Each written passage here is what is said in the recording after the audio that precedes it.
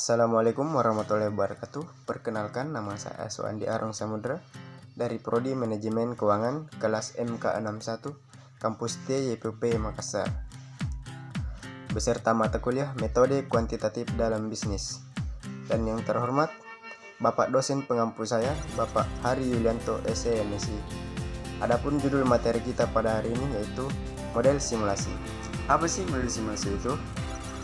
Secara terminologi, simulasi adalah imitasi atau tiruan dari aktivitas atau proses sebuah sistem. Simulasi dibuat dengan tujuan untuk mengamati karakteristik sistem nyatanya. Simulasi merupakan salah satu pendekatan kuantitatif yang paling banyak digunakan untuk pengambilan keputusan.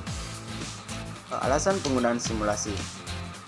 Yang pertama, pembelajaran atau investigasi terhadap interaksi antar komponen dalam suatu sistem yang kompleks. Yang kedua, studi dampak perubahan informasi, organisasi, dan lingkungan terhadap sistem. Yang ketiga, pengetahuan yang diperoleh melalui simulasi bisa menjadi saran penting untuk perbaikan sistem. Yang keempat, dia untuk memahami metodologi penyelesaian masalah yang dilakukan secara analitik, alat percobaan untuk desain sistem baru, analisis kemampuan mesin, dan lain sebagainya. Adapun unsur-unsur model simulasi, yang pertama, komponen-komponen model.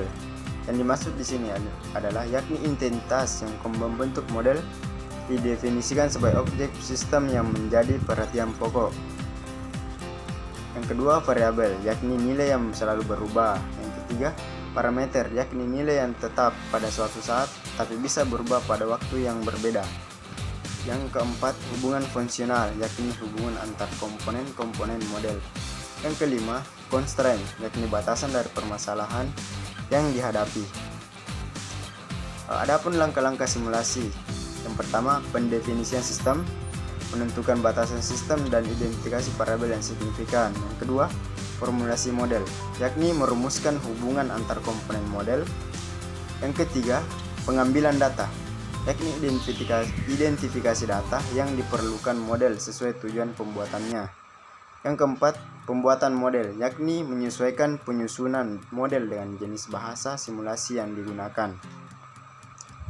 Yang kelima, verifikasi model, yakni proses pengecekan terhadap model apakah sudah bebas dari kesalahan. Dalam tahap ini diperlukan disesuaikan dengan bahasa simulasi yang digunakan. Yang keenam, validasi model, yakni proses pengujian terhadap model apakah sudah sesuai dengan sistem nyatanya. Yang ketujuh, skenarioisasi. Setelah model dianggap valid, maka berikutnya adalah membuat beberapa skenario atau eksperimen untuk memperbaiki kinerja sistem sesuai dengan keinginan. Adapun contoh penerapan simulasi. Yang pertama, memperkirakan permintaan pada bisnis produksi. Yang kedua, evaluasi sistem senjata atau taktik militer yang baru. Yang ketiga, perancangan sistem komunikasi dan message protocol. Yang keempat, menghitung keuntungan penjualan. Yang kelima, perancangan dan analisis sistem manufaktur. Yang keenam, perancangan dan pengoperasian fasilitas transportasi, misalnya jalan tol, bandara, rel kereta, atau pelabuhan. Yang ketujuh, evaluasi perancangan organisasi jasa, misalnya rumah sakit, kantor pos, atau restoran fast food. Yang kedelapan, evaluasi persyaratan hardware dan software. Baiklah, itulah tadi pemaparan materi dari saya. Semoga materi ini dapat bermanfaat bagi teman-teman. Adapun saran bagi mata kuliah ini semoga dapat lebih baik lagi.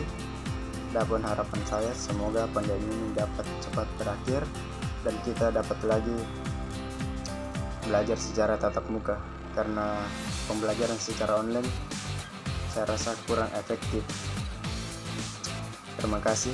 Assalamualaikum warahmatullahi wabarakatuh.